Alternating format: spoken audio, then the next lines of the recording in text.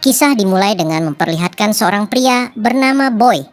Dan ini bawahan Boy sekaligus sahabat dekatnya yang bernama Eddie. Yang mana Boy ini bekerja sebagai kepala pelayan di rumah bangsawan yang sangat terkenal bernama Doyok. Di mana Doyok ini mempunyai 3 orang anak perempuan. Anak pertama bernama Marimar, yang kedua bernama Sonia, dan yang paling kecil bernama Lisa. And who is Mr. His lordship is waiting. Thank you, Crichton. Very good, my lord. I'll send Rolleston in to dress. Oh, my lord, one of them threw a brickbat through a window. You will treat them all as your equal. Suatu hari Sonia ikut bersama pacarnya yang bernama Supri. Karena tidak setuju atas pemimpin yang terpilih, akhirnya Sonia pun ditangkap. Sementara di rumah terlihat di sana Lisa yang kedatangan pacarnya yang bernama Dodi. Dan ketika mereka sedang berkumpul, tiba-tiba di sana Marimar mendapat telepon bahwa Sonia ditangkap. Mendengar kabar tersebut membuat Doyok merasa was-was, sekaligus dirinya malu atas tertangkapnya Sonia. Good heavens, I don't believe it. Is it any wonder that your daughter lands in jail? Semenjak kejadian itu, Doyok tidak berani keluar dari rumah karena dirinya masih merasa malu atas perbuatan Sonia. Hingga yang dilakukan setiap harinya hanyalah ngudut saja. Very considerate of you.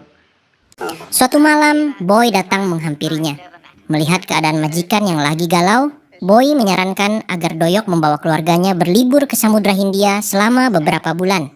Sampai berita tentang anaknya yang ditangkap itu mereda. Mendengar itu, Doyok pun menyetujuinya.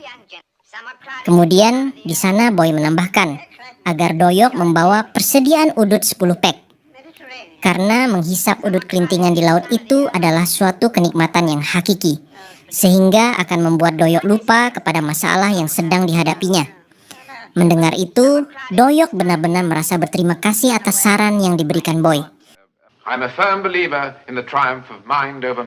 Besokan harinya, Doyok dan keluarganya pun pergi berlibur menggunakan kapal pribadi milik Doyok sendiri.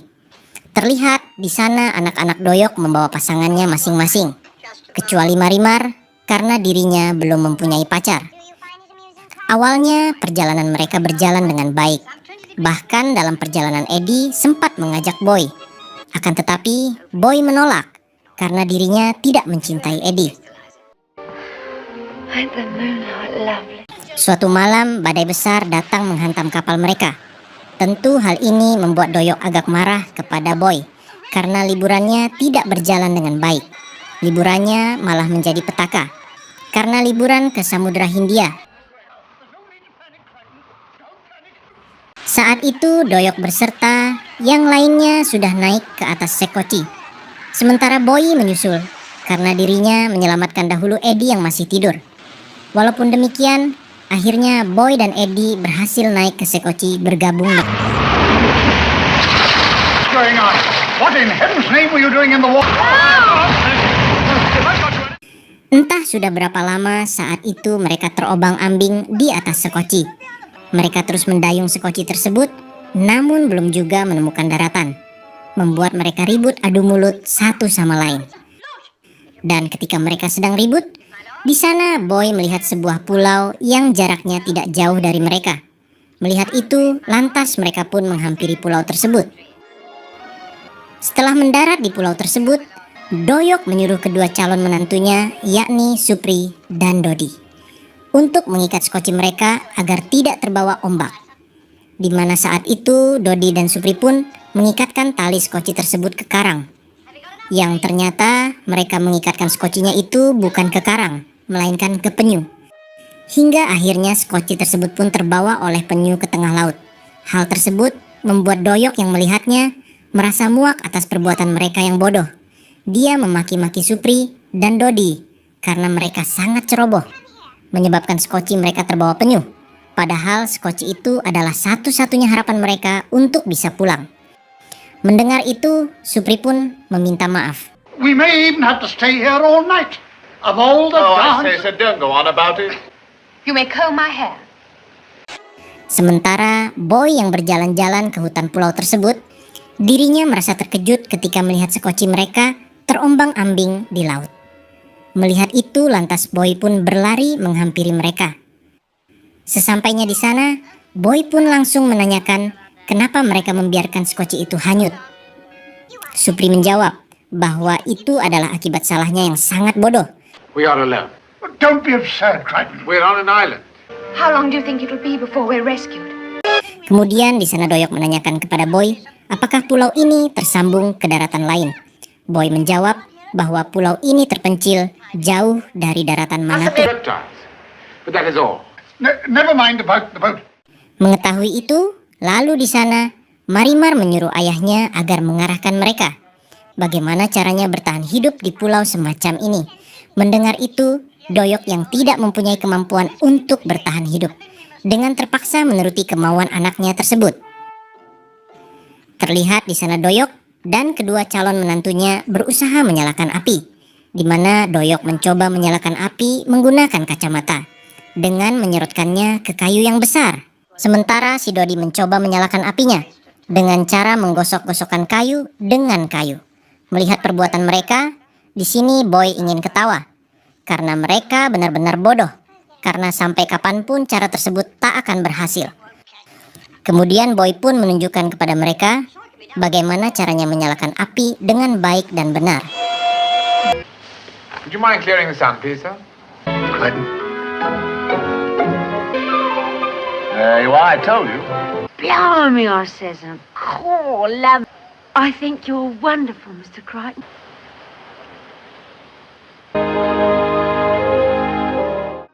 Di hari kedua, saat Supri dan Dodi sedang mengumpulkan kayu untuk membuat sinyal. Tanpa disangka, di sana Supri melihat sebuah kapal mendekati pulau tersebut. Tentunya hal itu membuat mereka bahagia dan langsung berlari memberitahukan hal tersebut kepada yang lain. Hingga akhirnya mereka pun melompat ke tepi pantai. It's no use, the darn thing's too tight. Selepas dilihat dengan jelas, ternyata itu adalah kapal mereka yang terseret ombak ke pulau tersebut. Mengetahui itu, Boy yang sadar sebagai pegawai yang taat kepada Doyok, dirinya langsung menghampiri kapal tersebut. Kemudian Boy mengambil semua barang yang dibutuhkan untuk bertahan hidup di pulau tersebut.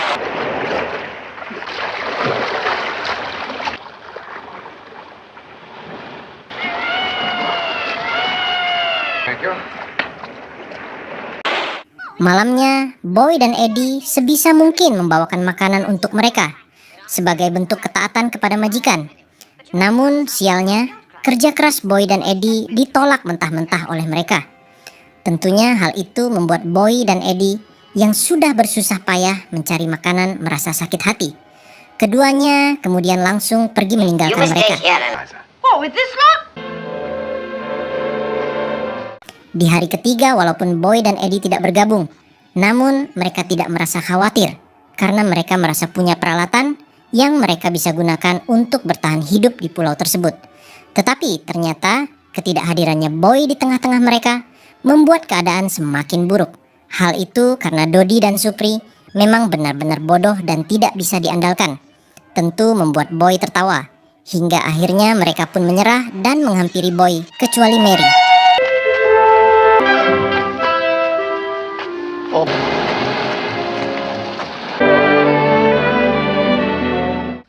Di hari keempat, Mary yang gengsi nekat mau mengambil makanan dari kapal. Namun karena dirinya tidak pandai berenang, akhirnya Mary pun tenggelam. Beruntungnya saat itu Boy datang menjamak rambut Mary, kemudian membawanya ke kapal. Setibanya di kapal, Boy memberikan segelas amer untuk menghangatkan tubuh Mary agar tidak kedinginan.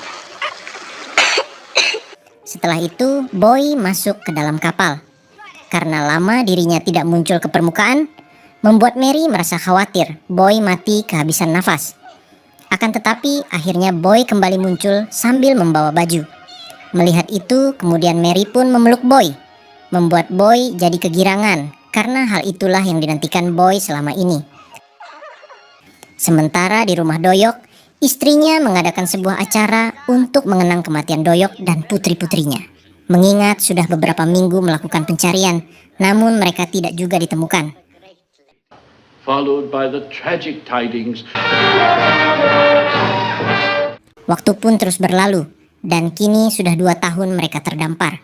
Terlihat di sana mereka sudah mempunyai tempat berlindung sederhana, yang tak lain itu adalah bikinan Boy. Karena Boy mahir dalam bertahan hidup di tempat semacam itu, akhirnya keadaan pun terbalik. Di mana sekarang Boy menjadi majikan mereka, dan mereka pun tidak mempermasalahkan hal tersebut. Bahkan Doyok dengan senang hati melayani Boy, seperti apa yang dilakukan Boy saat di rumah. Ternyata bukan hanya itu. Terlihat di sana sekarang putri-putri Doyok juga sangat mencintai Boy. Di sini si Boy benar-benar seperti seorang raja. Bahkan jika dirinya ingin nyelup ketiga anak Doyok sekaligus, tidak akan ada yang menolak karena mereka juga sangat mencintai Boy. Selain itu, Doyok juga tidak akan marah karena dirinya sangat taat kepada Boy. Di sisi lain, anehnya sekarang Supri sendiri tidak mencintai Sonia. Malah dia kini menjadi mencintai Eddie. Terlihat di sana Supri sambil memakai baju merayu Eddie dan mengajaknya untuk nyelup. Namun Eddie menolak. Kemudian dirinya mengusir Supri, membuat Supri kabur lewat jendela. Saat itu ketika Eddie hendak memberikan buah-buahan kepada Boy, Mary merebutnya kemudian mengantarkannya kepada Boy. Hal itu membuat Eddie merasa kesal. I said to talk to them about that. Will you warn them? Have you got any followers on the island?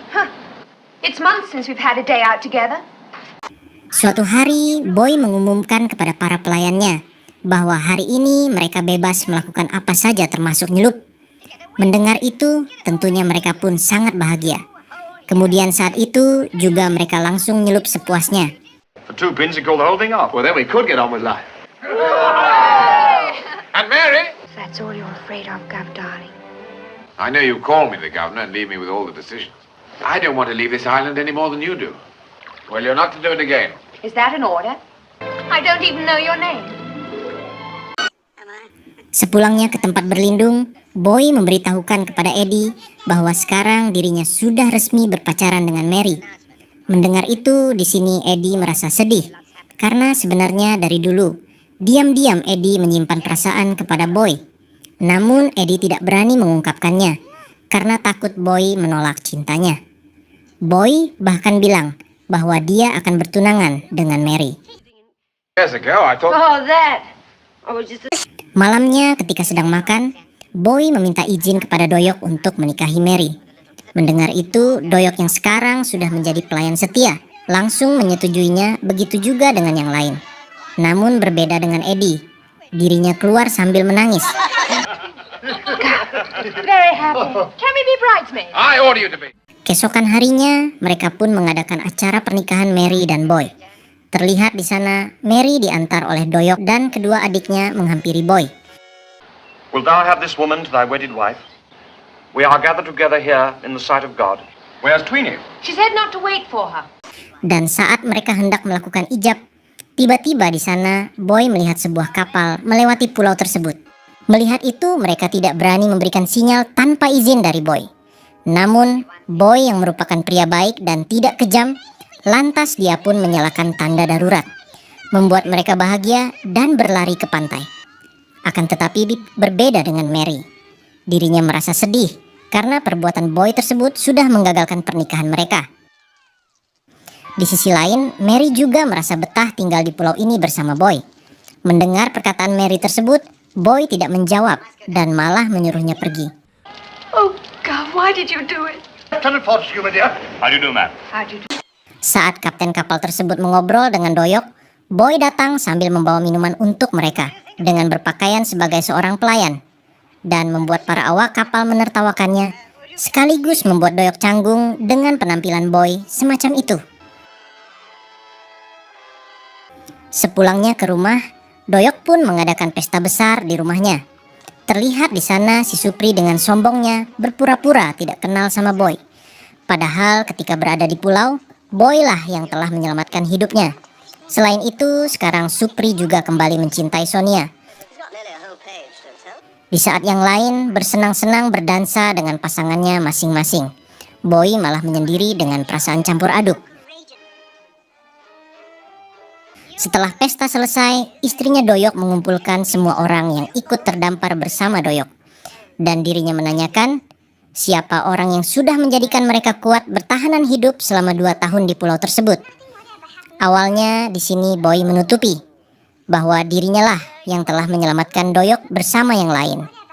Namun akhirnya istri Doyok mengetahui bahwa Boy yang telah menyelamatkan keluarganya, membuat Boy merasa tidak nyaman bekerja di keluarga Doyok. Were all the social distinctions preserved? Yes, my lady, there was. Which gentleman? Saat itu juga Boy pun langsung mengundurkan diri. Boy mengungkapkan kepada Doyok bahwa dirinya akan memulai bisnis. Mendengar itu, Doyok merasa berat melepas pegawai baik seperti Boy. Namun dirinya tidak bisa mencegah keputusan Boy tersebut. Sebagai bentuk terima kasih atas pengabdian Boy selama puluhan tahun, Doyok pun hendak memberikan modal kepada Boy. Tetapi Boy menolak karena dirinya mempunyai mutiara yang selama ini dirinya kumpulkan di pulau tersebut. Sebelum pergi, Mary meminta kepada Boy agar membawa dirinya kembali ke pulau itu, dan mereka akan hidup berdua di sana dengan penuh kebahagiaan. Namun Boy menolak karena dirinya sadar bahwa pria semacam dirinya ini tidak pantas bersanding dengan wanita kaya raya seperti Mary. Selain Mary, Eddie juga menawarkan diri untuk ikut bersama Boy, karena Eddie ini sederajat dengan dirinya. Dengan penuh kebahagiaan, Boy pun menerima tawaran si Eddie tersebut. Di sisi lain, Boy juga sekarang mulai mencintai Eddie. Pada esok harinya, Boy pun berpamitan kepada keluarga Doyok. Kemudian dirinya pergi bersama Eddie dengan berpakaian layaknya seperti bangsawan. Kepergian Boy tersebut diratapi dengan penuh kesedihan oleh Mary, mengingat Boy sudah menikmati kue surabi Mary saat berada di pulau.